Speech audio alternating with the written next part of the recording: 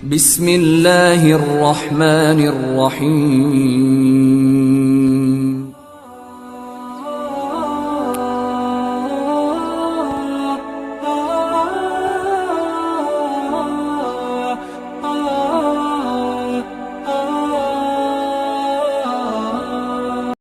Sungguh biadab, iblis ini tega memukuli Nabi Adam saat Nabi Adam baru saja diciptakan.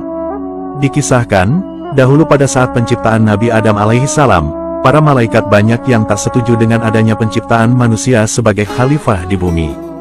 Namun, Allah Maha mengetahui, malaikat yang merasa lebih tahu dari Nabi Adam, lalu ditantang untuk menyebutkan nama benda-benda yang ada di langit dan bumi.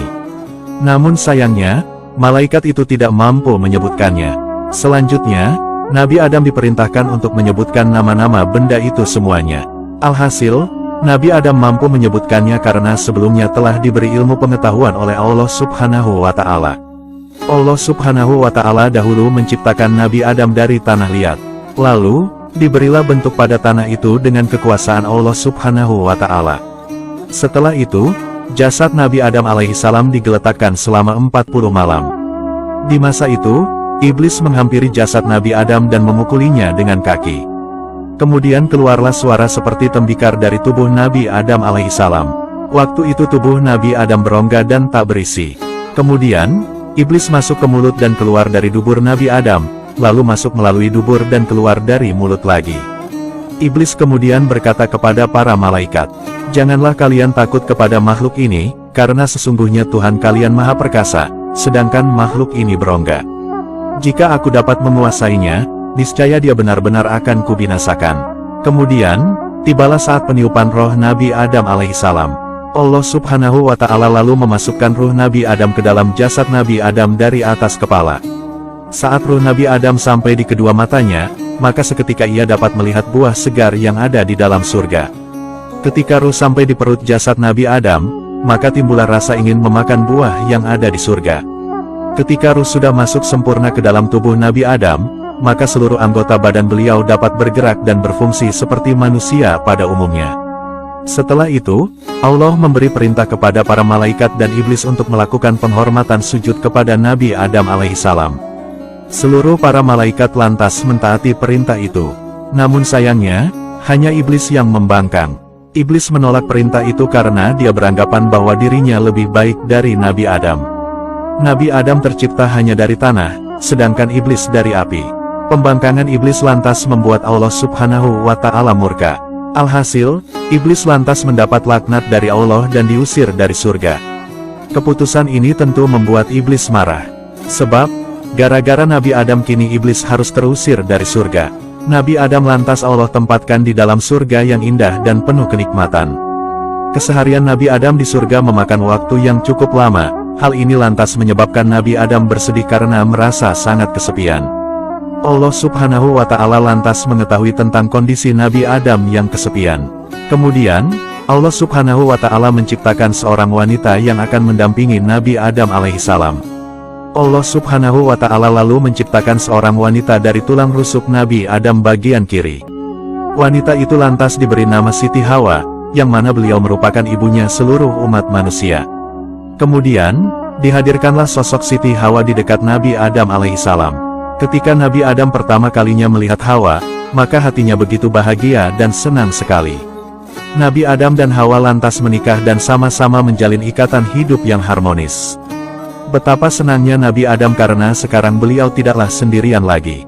Nabi Adam dan Hawa akhirnya dapat hidup bahagia di surga bersama dan menikmati segala fasilitas yang ada di dalam surga. Meskipun Nabi Adam dan Hawa diberi kebebasan hidup di surga, tetapi mereka harus tunduk dan patuh terhadap peraturan perundang-undangan yang Allah berikan.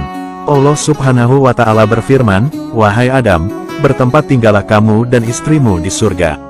Serta, makanlah olehmu berdua buah-buahan di mana saja yang kamu sukai, dan janganlah kamu berdua mendekati pohon ini, lalu menjadilah kamu berdua termasuk orang-orang yang zalim." Quran Surat Al-A'raf ayat 19. Di dalam ayat tersebut, Allah Subhanahu wa Ta'ala menjelaskan bahwa ada satu pohon terlarang di surga yang tidak boleh mereka dekati apalagi dimakan. Buah itu adalah buah khuldi. Selama beberapa masa di dalam surga, Nabi Adam dan Hawa masih mampu dan patuh terhadap aturan yang ditetapkan Allah Subhanahu wa Ta'ala. Namun, iblis selalu memata-matai mereka. Iblis berusaha mencari tahu tentang apa kelemahan manusia.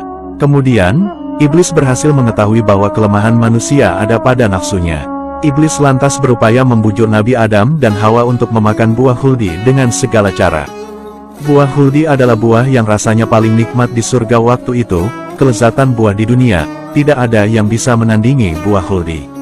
Iblis lantas merayu dan berkata kepada Nabi Adam alaihissalam, "Wahai Adam, maukah aku tunjukkan kepadamu pohon khuldi dan kerajaan yang tidak akan binasa?"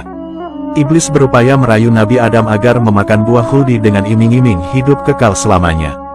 Nabi Adam awalnya kurang percaya, tapi beliau lantas berpikir, apakah benar apa yang diucapkan iblis itu?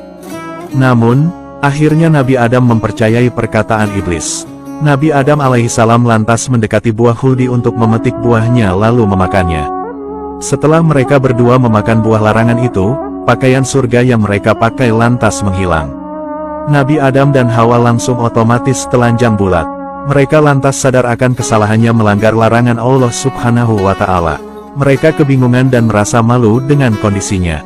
Setelah itu, Nabi Adam dan Hawa mencari dedaunan untuk menutupi aurat-aurat mereka yang telanjang. Iblis telah berhasil menghasut Nabi Adam dan Hawa hanya dengan embel-embel hidup kekal abadi. Ternyata Nabi Adam dan istrinya telah berani meninggalkan perintah Allah Subhanahu wa Ta'ala, dan lebih terpedaya dengan tipu daya iblis laknatullah. Allah Subhanahu wa Ta'ala pun mengetahui perbuatan Nabi Adam dan Hawa. Allah Subhanahu wa Ta'ala lalu berkata kepada mereka berdua, "Bukankah aku telah melarang kamu berdua dari pohon kayu itu dan aku katakan kepadamu, sesungguhnya syaitan itu adalah musuh yang nyata bagi kamu berdua." Quran Surat Al-A'raf ayat 22. Nabi Adam dan Hawa lantas menangis penuh malu dengan segala penyesalannya. Mereka memohon ampun kepada Allah Subhanahu wa Ta'ala atas dosa kesalahannya. Namun karena sudah takdir Allah, mereka berdua lantas harus diusir keluar dari surga untuk menjadi pemimpin kehidupan di bumi. Untuk kisah selanjutnya, tunggu di episode selanjutnya. Wallahu a'lamu bishawab.